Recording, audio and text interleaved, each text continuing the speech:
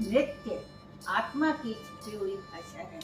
नमस्कार, मैं वंदना भार्गव आपका अपने इस संगीत वंदना चैनल में स्वागत करती हूँ। दोस्तों, वीडियो शुरू करने से पहले आपसे अनुरोध है, यदि आपने मेरा चैनल अभी तक सब्सक्राइब नहीं किया है तो जल्दी से सब्सक्राइब करें और इसे दूसरों को भी शेयर करें जो कथक सीख रहे हैं या कथक विषय की परीक्षा दे रहे हैं या कथक के बारे में जानना चाहते हैं, ताकि यह उन तक पहुंच सके।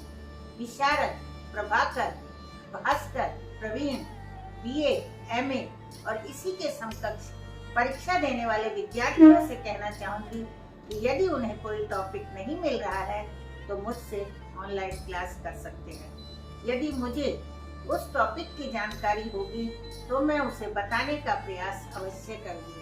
आइए अब हम वीडियो की तरफ चलते हैं। नृत्य मात्रकाएं। भरत मुनि ने नृत्य के संदर्भ में नाट्य शास्त्र में जहाँ करण और अंगहारों की चर्चा की है, वहीं नृत्य मात्रकाओं को भी बहुत महत्वपूर्ण माना है। वस्तुतः भारत का नृत्य विधान पूरी तरह शिक्षा योग्य है। वह हर छात्र को नृत्य शिक्षा से संबंधित छोटी से छोटी बात को भी सुचारू रूप से छात्र के अंतरतम तक पहुंचाता है। वह छात्र को करण से शिक्षा देना प्रारंभ करता है। करण किसे कहते हैं, यह मैं पिछली वीडियो में आपको बता चुका हूँ। आप वहां जाकर करण के बारे में जान सकते हैं और उस वीडियो का लिंक मैं डिस्क्रिप्शन में डाल दूंगी। करण एक प्रकार से योगासन की एक मुद्रा विशेष है। एक मुद्रा से नृत्य तो नहीं किया जा सकता, उस मुद्रा से मूर्ति बनाई जा सकती है, चित्र बनाया जा सकता है। करण की मुद्रा को नृत्य में बदलकर अंगहार तक ले जाना एक गतिशील क्रिया है। द्वय नृत्य करने, चैव भवतो मात्रका अर्थात दो करण के संयोग से ही नृत्य मात्रका की पहचान होती है। जिस समय नाट्य शास्त्र लिखा गया उस समय मुद्रा शब्द प्रचलित नहीं था। पूरे नाट्य शास्त्र में मुद्रा शब्द देखने को नहीं मिलता।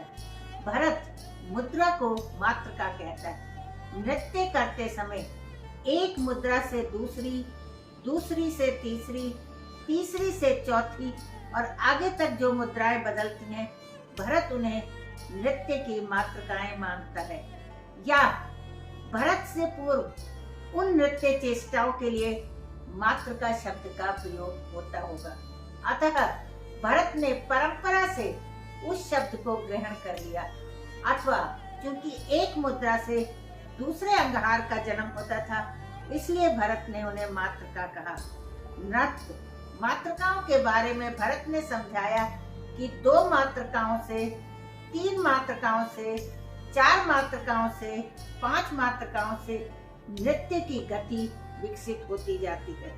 भरत ने कहा कि 2 नृत्य करणों से मिलकर एक नृत्य मात्रका का निर्माण होता है। 3 करणों से बनने वाली नृत्य मात्रका का नाम भरत ने कलापक रखा।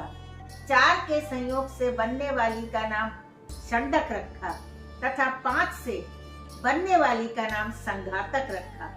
इन नामों से यह सुविधा हुई कि पिंडी बंध के समय किस नर्तक नर्तकी से क्या करवाना है, वह संकेत कलापक, षंडक तथा संघातक के नाम से उसे दिया जा सकता था। आज जैसे नृत्य नाटिका की संरचना में छात्र छात्राओं को उनके स्थान पर संयोजित करके कोरियोग्राफर सबको अलग अलग निर्देश देता है कि तुम्हें खड़े होकर तत्थेई या तत्थेई करना है, उससे अगले को सिर्फ त्राम त्राम मारकर खड़े हो जाना है, उससे अगले को तिग्धा दिग्धिक तिग्धा तिग्धा थेई मारकर अंत तक पहुंचने वाले नर्तक को आखिरी टुकड़ा मारकर सम पर पहुंचना है। अगर क्रम में एक भी बोल चूका तो जाएगा, अगला बोल रुक जाएगा, क्योंकि एक के बाद दूसरे के बोल और मुद्रा का जन्म एक दूसरे से जुड़ा हुआ है। इसलिए हर टुकड़ा करने वाली क्रिया नृत्य मात्रका है। बोल रुका कि पूरे टुकड़े का मरण हुआ, या यूं कहिए कोई भी अपना बोल चूका तो पूरे नृत्य संयोजन का सत्यानाश हुआ। इसलिए भरत ने एक दूसरे से क्रमबद्ध बोलों को जोड़ने की चेष्टा को नृत्य मातृका कहा है। जब माँ जन्म देना बंद कर देगी तो नृत्य संयोजन के सौंदर्य, गति, चेष्टा तथा लय की मृत्यु हो जाएगी। वह नृत्य को मात्र प्रदर्शन या मनोरंजन नहीं मानता था, अपितु इसे मनुष्य की चेतन साधना मानता था। इसलिए उसने नृत्य से संबंधित छोटी से छोटी क्रिया का नाम रखा हुआ था, ताकि वह छात्रों को सम्यक ज्ञान दे सके। कथक नृत्य में जैसे गत निकास तथा गत भाव के समय पलटा का प्रयोग किया जाता है, बिना पलटा लिए नृत्य आगे नहीं चल सकता। तो कथक नृत्य में पलटा नृत्य मात्र का है, क्योंकि उसी में से नृत्य की अगली क्रिया का जन्म होता है। नृत्य में जन्म देने वाली क्रिया को भरत ने नृत्य मात्र का कहा था। इसी प्रकार ठाठ भी नृत्य मात्र का है, क्योंकि उसी में से नृत्य की अगली क्रियाओं का जन्म होता है। हर तोड़े टुकड़े के बाद नर्तक सम के बाद जिस सौष्ठव मुद्रा में खड़ा होता है, वह मुद्रा भरत के शब्दों में नृत्य मात्र का है। आज कथक में उस क्रिया के लिए कोई सुंदर कलात्मक शब्द नहीं है। भरत ने उसके लिए मात्र का शब्द बना दिया था और यह भी स्पष्ट कर दिया था कि इसका संबंध सौष्ठव से है। कर्णों को संपन्न करने की वास्तविक चेष्टाएं, क्रियाएं ये मात्रकाएं कहलाती हैं। इन क्रियाओं में नर्तक, नर्तकी की कमर, कंधा, सिर आदि का संतुलन सुंदर बना रहना सौष्ठव पूर्ण होना चाहिए। नर्तक नर्तकी के द्वारा सौष्ठव को सुंदर बनाए रखने के लिए मात्रकाओं की अपेक्षा हुआ करती है, अर्थात बिना मात्रका के नर्तकी द्वारा एक करण से दूसरे करण में जाना तथा करणों के संयुक्त चेष्टाओं, क्रियाओं से अंगहार तक पहुंचना बिना नृत्य मात्रकाओं के संभव नहीं है। कहा जा चुका है कि भरत के समय मुद्रा शब्द प्रचलन में नहीं था।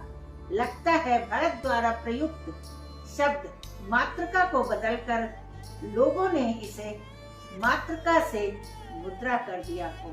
कालांतर में मुद्रा शब्द नृत्य, अभिनय, मूर्ति कला, चित्रकला सबसे जाकर जुड़ गया।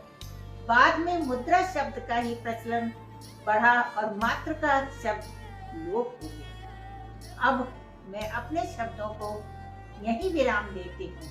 दोस्तों, यदि आपको नृत्य के बारे में जानकारी चाहिए तो मैंने अपनी पुस्तकों का लिंक डिस्क्रिप्शन में दिया हुआ है।